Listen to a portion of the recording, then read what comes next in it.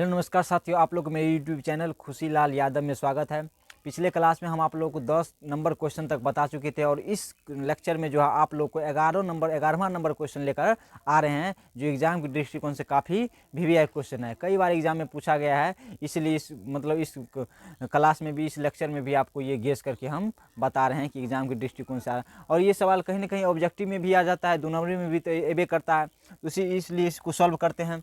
सवाल कैसे बनेगा, देखिए यहाँ पर कहता है यदि सेक थीटा बराबर 13/12 हो तो अन्य सभी त्रिकोणमितीय अनुपात परिकलित कीजिए। अन्य सभी त्रिकोणमितीय अनुपात कहने का मतलब क्या?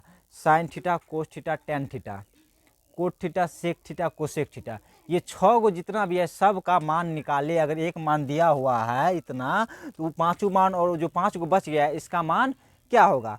तो चलिए यहाँ पर देखते हैं। सेक थीटा बराबर दिया हुआ है कितना, हल करेंगे यहाँ से दिया हुआ है सेक थीटा बराबर 13/12 दिया हुआ है।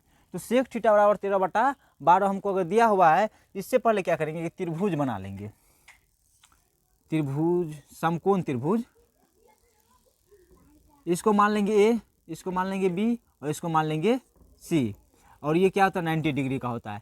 तो सेक थीटा बराबर 13/12 दिया हुआ है, ये क्या हो जाएगा, कर्ण, इलम्ब, या आधार। ये क्या हो जाता है, कर्ण, लंब या आधार। अगर थीटा हो तो अगर यहाँ एंगल दे दिया जाए ए बी सी, अगर ए दे दिया जाए तो ए के सामने वाला क्या हो जाता है, उलम्ब हो जाता है। ये कर्ण फिक्स रहता है, ये दोनों आपस में क्या होगा, चेंज हो जाएगा। क्या हो जाएगा, चेंज हो जाएगा। अगर हमको एंगल ए दे दे तो ए के सामने वाला क्या हो जाएगा, लंब। ये कर्ण फिक्स है, जो बच गया सो आधार। अगर यहाँ सी दे दिया जाए तो सी के सामने वाला लंब तो यही रहेगा और आधार ये हो जाएगा, कर्ण फिक्स रहता है।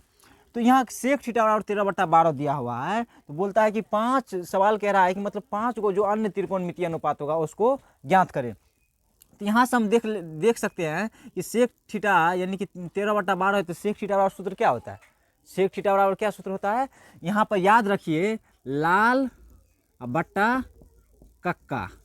यहाँ से अगर हम यहाँ पहले क्या होता है, लंब बट्टा कर्ण, यानी कि साइन थीटा बराबर क्या हो जाएगा, लंब बट्टा एल्स लंब बट्टा कर्ण, यानी कि लंब बट्टा कर्ण लिख सकते हैं आप। साइन के बाद होता है कोस, तो यहाँ से क्या हो जाएगा, आधार बट्टा कर्ण, क्या हो जाएगा, आधार बट्टा कर्ण। फिर उस साइन कोस तब क्या होता है, टेन, टेन थीटा, टेन बराबर क्या होगा, लंब बट्टा आधार, लंब बट्टा आधार। अब ठीक उसी प्रकार यहाँ टेन है, इसका उल्टा कोट हो जाएगा, क्या हो जाएगा, कोट, आधार बट्टा लंब, आधार बट्टा लंब, आधार बट्टा क्या हो जाएगा, लंब। फिर इसके सेक के उल्टा हो जाता है, सेक कोसेक का उल्टा हो जाता है, क्या हो, कर्ण बट्टा, इसका उल्टा हो जाएगा, कर्ण बट्टा आधार। और इसके यहाँ पे देखिए कोसेक, कोसेक थीटा कर्ण बट्टा लंब है तो लंब बट्टा कर्ण है तो कर्ण बट्टा लंब हो जाएगा। क्या हो जाएगा, ये सब फॉर्मूला है, आप लोग याद रखिए, ताकि जो अगला जो है, जो भी किसी प्रकार का क्वेश्चन हो तो इस फॉर्मूला से आप बना सकते हैं। तो यहाँ पे एक और फॉर्मूला होता है, कर्ण स्क्वायर बराबर लंब स्क्वायर जोड़ आधार स्क्वायर, यानी कि इसका मान जो होगा इन दोनों के योग के बराबर होगा, इसका मान जो होगा, कर्ण का मान जो होगा इन दोनों के योग के बराबर होगा।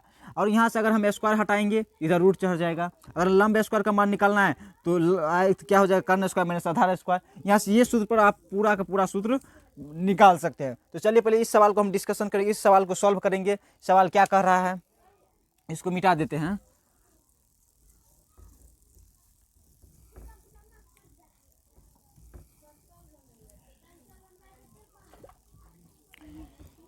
यहाँ सवाल कहता है, एक सवाल कहता है यहाँ पे, सेक थीटा बराबर 13/12, सेक थीटा बराबर 13/12 है। तो अभी हम बताएं सेक थीटा बराबर क्या होता है। अगर हम कोसेक का याद है, आधार बट्टा कर्ण, तो इसका हो जाएगा कर्ण बट्टा आधार, कर्ण बट्टा आधार, कर्ण बट्टा आधार, कर्ण बट्टा क्या हो गया, आधार, कर्ण बट्टा हो जाएगा आधार। तो कर्ण बट्टा आधार हो गया, तो इसका जो है मान निकालना पड़ेगा।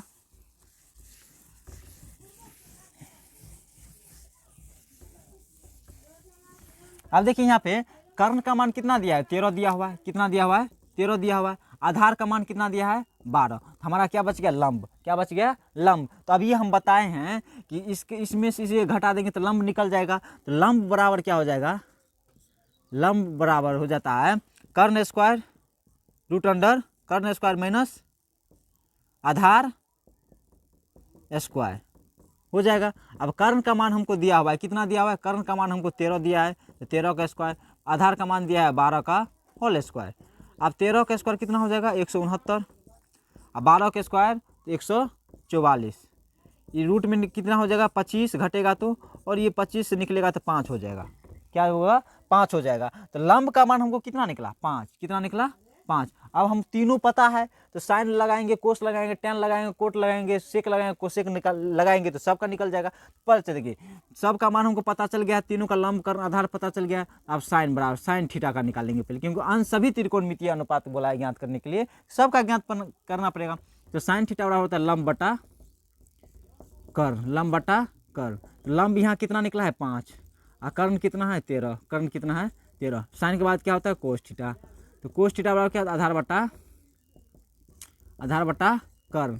तो आधार कितना है 12, कर्ण कितना है 13।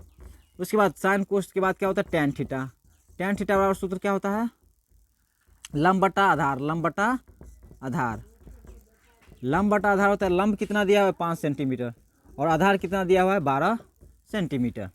इसके बाद टेन को उल्टा कोट हो जाएगा, हम डायरेक्ट यहाँ से मान इसको उल्टा भी सकते हैं, आधार बटा लंब कर देंगे, आधार बटा लंब कर देंगे और इसको उल्टा देंगे तो 12/5 हो जाएगा। नहीं तो यहाँ से भी आप देख सकते हैं आधार बटा आधार कितना है 12 है, लंब कितना है 5 दिया हुआ है।